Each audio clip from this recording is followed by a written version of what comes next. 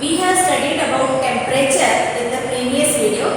Now let us see about air pressure. Now children, do you know that there is a air pressure which is always pressing us on our body from the upper side with great force. But why we do not feel it?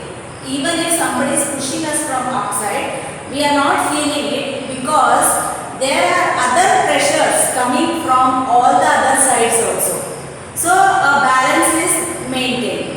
Moreover, our body is also pressing all these things. That means our body is exerting a counter pressure. So pressure from all sides plus our body's counter pressure. It is making an equilibrium. That means a balance is created and so we do not feel the pressure on our body. So here comes the definition of air pressure. That air pressure means the pressure exerted by the air on the earth's surface is called as air pressure.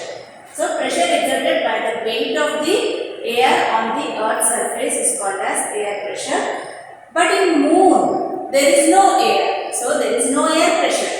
So that is why the astronauts who go to moon, they wear a special space suits.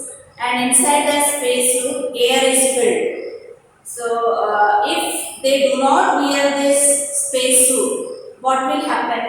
When they go to moon, their body will always exert a counter pressure, and because of that, the blood vessels of the human body will burst, and the astronauts will start bleeding. So that is why, to avoid such a situation, they are wearing space suits filled with air.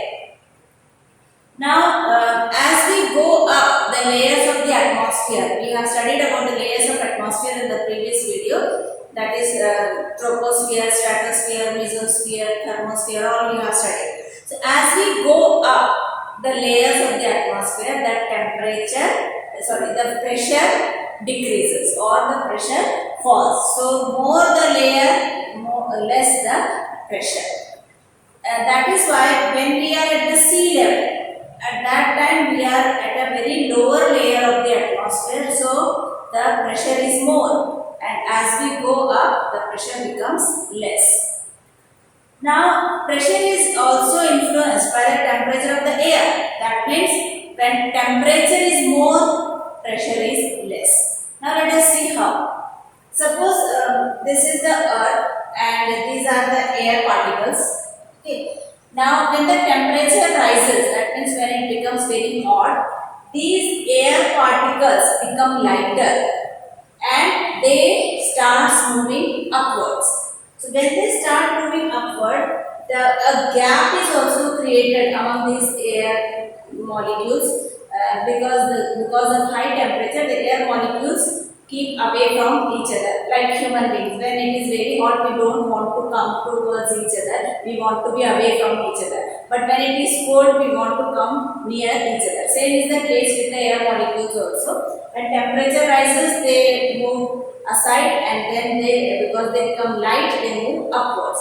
So when there is a gap created between them and they start moving upsides, that means the pressure between these air molecules becomes less.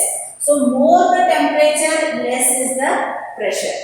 And when the pressure decreases in the atmosphere, then the cloudy skies and the wet weather, that means it is the symbol of or sign of coming of rain. So when temperature rises and pressure decreases, then it attracts the sea water.